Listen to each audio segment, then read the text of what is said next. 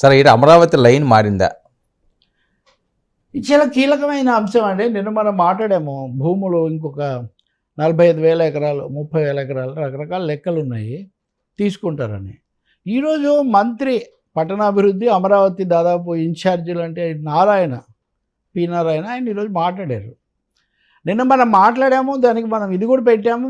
ఉన్న భూములకు ఇచ్చిన భూములే ఇంకా పూర్తిగా పరిష్కారం సెటిల్ కాకుండా, వాటికి రేటు రాకుండా మళ్ళీ ఇంకొక 45,000 ఎకరాలు తీసుకోవాలి అనేట్టయితే అప్పుడు మళ్ళీ ఆ భూములు తీసుకోవటం ఇది ఆలస్యం అవటము, రేట్లలో పెరుగుదల ఏమవుతుంది, ఇట్లాంటి సందేహాలు రైతుల్లో ఉన్నాయి అనేది మనం చెప్పడమే కాదు, నిజంగా కూడా వచ్చినట్టుంది. ఎందుకంటే స్వయంగా నారాయణ ఆ విషయం చెప్పారు. ఈరోజు ఆయన ఈ అనుమానాలు నివారించడానికి, కొంచెం భరోసా ఇవ్వడానికి ఆయన ప్రయత్నించినట్టు కనిపిస్తుంది. మంత్రి నారాయణ చెప్పిన దాంట్లో 2-3 స్పష్టమైన సంకేతాలు ఉన్నాయి వర్మ. మొదటిది, తీసుకునే భూమి అమరావతి కోసం కాదు, విమానాశ్రయం కోసం. విమానాశ్రయం కూడా అంతర్జాతీయ విమానాశ్రయం. అంటే అమరావతి నగరం ఇంకా పెరగకుండా అంతర్జాతీయ విమానాశ్రయం అంటే ఇప్పుడేం రాదు కదా వెంటనే. కాబట్టి అంతర్జాతీయ విమానాశ్రయం కట్టాలని చంద్రబాబు గారు, ముఖ్యమంత్రి గారు నిర్ణయించారు, ఆదేశించారు. దానికి 5,000 ఎకరాలు కావాలి. ఏదో సామెత చెప్పినట్టు 5,000 ఎకరాలే కావాలి. కానీ ఈ 5,000 ఎకరాలు భూసేకరణ పద్ధతిలో తీసుకుంటే రైతులకు ప్రయోజనం కలగకపోవచ్చు, తక్కువ డబ్బులు వస్తాయి. కాబట్టి అమరావతిలో లాగే భూ సమీకరణ, ల్యాండ్ పూలింగ్ పద్ధతిలో తీసుకుంటే మంచిది అని కొంతమంది సూచించారంట. మరి వాళ్ళు ధనిక రైతులా, పేద రైతులా, భూమి కలిగిన వాళ్ళ మనకు తెలియదు, సూచించారట.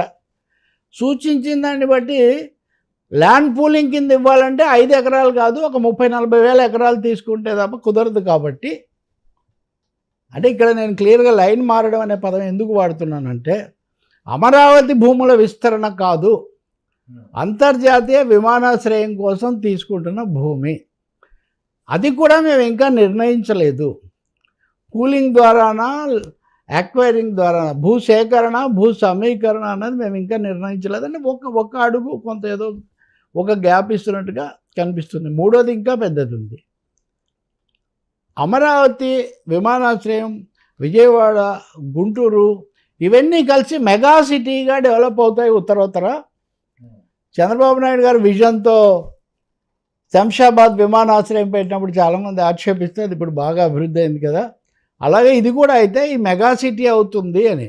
అంటే ఫోకస్, చాలామందికి ఇదే అభిప్రాయం ఉండేది. విజయవాడ గుంటూరు మధ్య రాజధాని అన్నప్పుడు ఎప్పుడో చెన్నారెడ్డి, మరి చెన్నారెడ్డి అన్నప్పుడు 78లో Vijayawada, Guntur, Tenali, Mangalagiri VGMT development authority పెట్టారు. అన్ని నగరాల్లో గ్రేటర్ విజయవాడ, గ్రేటర్ హైదరాబాదు ఇట్లా పెట్టారు, గ్రేటర్ విశాఖ ఇట్లా పెట్టారు. అది జరగలా.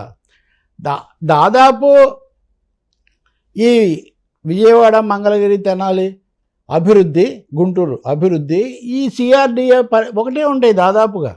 మరి మళ్ళీ కొత్తగా నారాయణ గారు అమరావతి కోసం భూములు అంతగా తీసుకోవట్లేదని ఒక క్లారిటీ, ఆ మాట చెప్పట్లేదు. కానీ మేము విమానాశ్రయం కోసం, అది కూడా ఇదేమి ఫైనల్ నిర్ణయం కాదు, ల్యాండ్ పూలింగా, ల్యాండ్ అక్వైరింగ్ అనేది మేము ఇంకా చర్చిస్తున్నాం. మూడోది, CRDA అమరావతి అన్న మాటలు అలా పోయి వరల్డ్ క్లాస్, అంటే నేను ఉన్న మాట చెప్తున్నా, మంత్రి పొద్దున చెప్పిన దాన్ని మీరు తర్వాత దాన్ని పక్కన కూడా వేయొచ్చు. మెగా సిటీ విజయవాడ, గుంటూరు కలిసిన మెగా సిటీగా రాజధాని అంటే నిజంగా స్వరూపం కొంచెం మారుతుంది కదా. ఈ ఆలోచన అనండి, వ్యూహం అనండి. మరి ఈరోజు జరిగే మంత్రివర్గం దీని మీద మరిన్ని వివరాలు ఇస్తుందేమో నాకు తెలియదు. కానీ ఇంకోటేమో ఆలస్యం అవ్వడం అన్నది ఏమీ లేదు. మేము ఇప్పటికే ఇన్ని వేల కోట్ల రూపాయల విలువైన పనులకు టెండర్లు ఇచ్చాం, తప్పనిసరి గత నెల వరకు మేము టెండర్లు ఖరారు చేయలేకపోయామని కూడా చెప్పాడు ఆయన. కాబట్టి కనీసం ఏడాది జరుగుతుంది ఒక దశ తీసుకోవడానికి అని. అందుకని ఇప్పుడు మనం కేవలం అమరావతి అన్న కోణంలో కాకుండా మెగా విజయవాడ, గుంటూరు సమ్మిళిత రాజధాని అన్నట్టుగా ఆలోచించాల్సి వస్తుంది. అంటే ఎప్పుడైతే మీరు విజయవాడ, గుంటూరు కలుపుతారో అవి ఎప్పటి నుంచో ఉన్న ప్రసిద్ధమైన నగరాలు కదా, పట్టణాలు కదా. అది సో సర్దుబాటు, ఒక్క అడుగు వెనకడుగు అంటారా, సన్నాయి నొక్కులు అంటారా, సర్దుబాటు అంటారా, ఏదో అవసరం ఉందని చంద్రబాబు భావించడం వల్లే నారాయణ ద్వారా ఈ విషయం చెప్పించారని మనం అనుకోవాల్సి వస్తుంది. కానీ రైతులకు న్యాయం జరగాలి, అక్కడ ఆర్థిక జీవనం పునరుద్ధరించబడాలి అని నారాయణ ఒక మంచి మాట అన్నారు. దాన్ని మనం 100% ఆర్థిక జీవనం జరగాలి. సరే ఏంటి వక్ఫ్ కేసులు మోడీ జగన్